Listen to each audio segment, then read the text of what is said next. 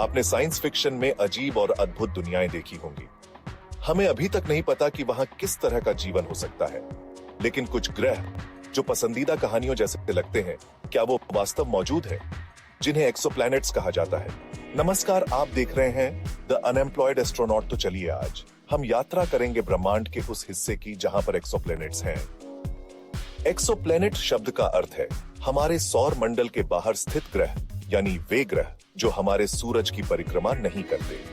अधिकांश एक्सोप्लैनेट्स किसी और तारे की परिक्रमा करते हैं, लेकिन कुछ ऐसे भी हैं जो तारों के बीच के अंधकारमय अंतरिक्ष में अकेले बिना किसी सूरज के भटकते रहते हैं, क्योंकि ये ग्रह दूसरे तारों के चारों ओर चक्कर लगाते हैं। इसका मतलब है कि ये हमसे बहुत बहुत दूर हैं, इतने दूर कि हम वहां स्पेस प्रोब्स भेजने की कल्पना भी नहीं कर सकते। तो हम इन्हें अन्य तरीकों से अध्ययन करते हैं, जैसे कि पृथ्वी पर और अंतरिक्ष में स्थित दूरबीनों से, जो इन्हें हमारे सौर मंडल से ही देख सकती हैं। एक बात समझिए, एक्सोप्लैनेट्स हर जगह हैं। अब तक की खोजों से हम जानते हैं कि सितारों से भी अधिक ग्रह हैं। तो हमारे पास है हमारा सौर मंडल, फिर है अरबों अन्य ग्रहों वाले तारकीय सिस्टम हमारी गैलेक्सी मिल्की वे में, और फिर है अरबों अन्य गैलेक्सियां। यानी कुल मिलाकर एक्सोप्लैनेट्स की संख्या बहुत ज्यादा है। आप रात के आसमान में जो तारे देखते हैं, वे उन ग्रहों के लिए सूर्य की तरह हैं, जो उनके चारों ओर चक्कर लगाते हैं। लेकिन सभी तारे एक जैसे नहीं होते। बड़े तारे बहुत तेजी से जलते हैं, ज्यादा गर्म होते हैं और जल्दी खत्म हो जाते हैं। छोटे और ठंडे तारे, जैसे हमारा सूरज या लाल बौने तारे रेड ड्वार्फ्स, जो ज्यादा समय तक जीवित रहते हैं।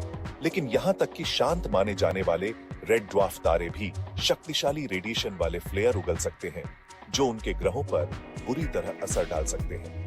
हम अब भी यह समझने की कोशिश कर रहे हैं कि कौन से तारे लंबे समय तक स्थिर स्थिति बनाए रखते हैं, जिससे जीवन को विकसित होने का मौका मिल सके, जैसे कि पृथ्वी पर हुआ। एक्सोप्लैनेट्स को देखना बहुत मुश्किल है, क्योंकि ये बहुत दूर होते हैं और अपने तारों की तुलना में बहुत धुंधले भी होते हैं। लेकिन हमने इन्हें खोजने के लिए कुछ तरीके विकसित किए हैं, और हम कुछ के तो चित्र भी ले पाए हैं। हम उनके आकार, द्रव्यमान, मैस, उनके तारे से दूरी आदि का पता लगा सकते हैं। इन जानकारियों और कुछ अन्य संकेतों के आधार पर हम यह अनुमान लगा सकते हैं कि उन ग्रहों की सतह पर तापमान कैसा हो सकता है, या फिर उनके पास सतह है भी या नहीं। हम यह भी जान सकते हैं कि कोई ग्रह गैस जायंट है, जैसे कि बृहस्पति, या फिर कोई बड़ा भारी पृथ्वी जैसा चट्टानी ग्रह। कुछ के वायुमंडल की जानकारी भी हमें मिलती है, और कभी कभी उसमें मौजूद गैसों की भी।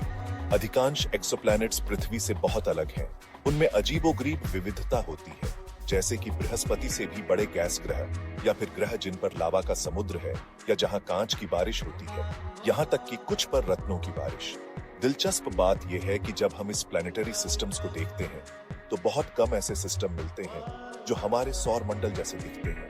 कुछ ग्रह अपने तारों के बहुत पास हैं, कुछ बहुत दूर, कुछ तो कई तारों की परिक्रमा करते हैं। सोचिए, अगर आसमान में 2 या 3 सूरज हो, तब क्या होगा। हम एक्सोप्लैनेट्स का अध्ययन क्यों करते हैं?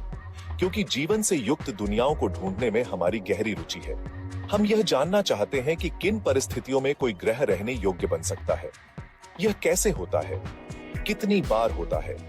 हम मानते हैं कि सबसे ज्यादा जीवन योग्य ग्रह वही हैं जो पृथ्वी जैसे हैं, यानी जिनका आकार और रचना पृथ्वी जैसी हो, और जो अपने तारे से इतनी दूरी पर हों कि उनकी सतह पर तरल पानी मौजूद रह सके। हालांकि इतनी दूर से इन गुणों को देख पाना बहुत मुश्किल है, लेकिन वैज्ञानिक इस पर काम कर रहे हैं। अन्य ग्रह प्रणालियों का अध्ययन करने से हमें अपने सौर मंडल और पृथ्वी के विकास की कहानी को बेहतर समझने में मदद मिलती है। वैज्ञानिक उनके वातावरण का अध्ययन कर रहे हैं, कुछ के लिए मौसम के नक्शे भी बना रहे हैं, और उनकी विविधता को समझने के लिए गहन सर्वेक्षण कर रहे हैं। और जितना ज्यादा हम सीखते हैं, उतनी ही हमारी जिज्ञासा बढ़ती है।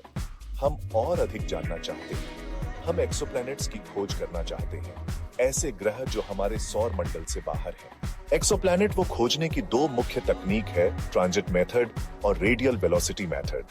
जब कोई ग्रह अपने तारे और ऑब्जर्वर के बीच से सीधे गुजरता है, तो वह उस तारे की कुछ रोशनी को रोक लेता है, और कुछ समय के लिए उस तारे की चमक हल्की सी कम हो जाती है। यह बदलाव बहुत छोटा होता है, लेकिन इतना पर्याप्त होता है कि खगोल शास्त्री यह समझ सकें कि दूर किसी तारे के चारों ओर कोई एक्सोप्लैनेट मौजूद है।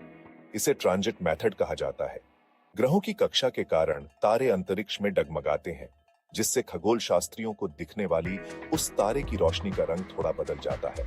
ग्रहों के गुरुत्वाकर्षण बल से तारा भी थोड़ा हिलता है, और जब हम दूरबीन से उस तारे की रोशनी का स्पेक्ट्रम देखते हैं तो हमें उसका असर दिखता है। अगर तारा हमारी ओर आ रहा हो तो उसकी रोशनी नीले रंग की ओर शिफ्ट होती है, और अगर तारा हमसे दूर जा रहा हो तो उसकी रोशनी लाल रंग की ओर शिफ्ट होती है। इस बदलाव को रेडियल वेलोसिटी मेथड कहते हैं। अब तक 5905 एक्सोप्लैनेट्स की खोज की जा चुकी है और पुष्टि भी हो चुकी है कि वे अन्य सितारों की परिक्रमा कर रहे हैं। एक्सोप्लैनेट्स का पहला प्रमाण 1917 में सामने आया था, जब एड्रियन वैन मानेन ने एक प्रदूषित व्हाइट ड्वार्फ तारे की पहचान की थी। हालांकि इस खोज का महत्व 2014 तक समझा नहीं गया। एक्सोप्लैनेट खोज की पहली पुष्टि 1990 के दशक में हुई। इसके बाद एक्सोप्लैनेट की खोजों में तेजी आ गई, खासकर केपलर स्पेस टेलीस्कोप के प्रक्षेपण के बाद। केपलर मिशन विशेष रूप से हमारी आकाशगंगा मिल्की वे के एक क्षेत्र का सर्वेक्षण करने के लिए बनाया गया था, ताकि पृथ्वी के आकार के या उससे छोटे सैकड़ों ग्रहों की खोज की जा सके, जो अपने तारे के हैबिटेबल जोन, जिसे गोल्डीलॉक्स जोन भी कहते हैं, हो, यानी ऐसी दूरी पर हो जहां ग्रह की सतह पर तरल पानी हो सकता है। 2013 में जब केपलर के 4 में से 2 जायरोस्कोप जैसे पहिए खराब हो गए, तो उसी साल नवंबर में इसका प्राइमरी मिशन समाप्त हुआ और K2 नाम से विस्तारित मिशन शुरू किया गया। 2018 में केपलर को सेवानिवृत्त कर दिया गया, लेकिन इसकी एकत्रित की गई डेटा से अभी भी नए एक्सोप्लैनेट्स की खोज की जा रही है। अब तक 2700 से अधिक एक्सोप्लैनेट्स की पुष्टि केपलर डेटा से हो चुकी है। Spitzer space telescope 2013 to 2020।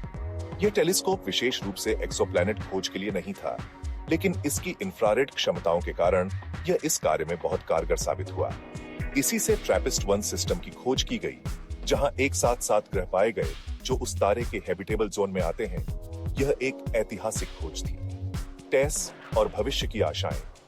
2018 में टेस ट्रांसिटिंग एक्सोप्लैनेट सर्वे सैटेलाइट को लॉन्च किया गया, जिसका उद्देश्य ब्राइट ड्वार्फ सितारों के चारों ओर एक्सोप्लैनेट की खोज करना है। यही तारे आकाशगंगा में सबसे आम हैं। जेम्स वेब स्पेस टेलीस्कोप और भविष्य का Nancy grace Roman space telescope हमें एक्सोप्लैनेट्स की गहराई से जानकारी देने की उम्मीद जगाते हैं। स्पेक्ट्रोस्कोपी प्रकाश के हस्ताक्षर को पढ़ने की तकनीक की मदद से खगोल शास्त्री ग्रहों के वातावरण और उनकी सतह की परिस्थितियों के बारे में जानने की कोशिश कर रहे हैं। हमारी आकाशगंगा मिल्की वे चिली के ला सिला ऑब्जर्वेटरी के ऊपर आकाश में फैली मिल्की वे हमारी ही आकाशगंगा है। इस विशाल आकाशगंगा के भीतर ट्रिलियनों ग्रह छिपे हुए हैं, जिनमें से अधिकांश की खोज अभी बाकी है। हम एक्सोप्लैनेट्स को नाम कैसे देते हैं? एक्सोप्लैनेट के नाम अक्सर लंबे और जटिल लगते हैं, लेकिन इनके पीछे एक विशेष तार्किक प्रणाली होती है, जो वैज्ञानिकों को हजारों ग्रहों को सही तरीके से वर्गीकृत करने में मदद करती है। खगोल शास्त्री डिजिग्नेशन, अल्फान्यूमेरिक पहचान और प्रॉपर नाम, विशेष नाम में फर्क करते हैं। हर तारे और उसके ग्रह का डिजिग्नेशन होता है, लेकिन बहुत कम को प्रॉपर नाम दिए जाते हैं। नाम के पहले भाग में आमतौर पर टेलीस्कोप या सर्वेक्षण मिशन का नाम होता है। संख्या उस तारे के कैटलॉग में स्थान को दर्शाती है। छोटे अक्षर जैसे B, C, D उस ग्रह की पहचान करते हैं जिस क्रम में उनकी खोज हुई हो। पहले खोजे गए ग्रह को हमेशा B कहा जाता है, फिर C, D, E और इसी क्रम में आगे। जिस तारे के चारों ओर ग्रह घूम रहा है वह आमतौर पर A माना जाता है, और अगर उस सिस्टम में कई तारे हों तो वे B, C आदि कहलाते हैं। उदाहरण केपलर 16b में केपलर टेलीस्कोप का नाम 16 तारे की सूची में स्थिति B उस तारे का पहला खोजा गया ग्रह। अगर हम पृथ्वी को एक्सोप्लैनेट के रूप में नाम दें तो उसका नाम होगा सन D, क्योंकि सन तारा है, B मर्क्यूरी, C वीनस और D अर्थ है।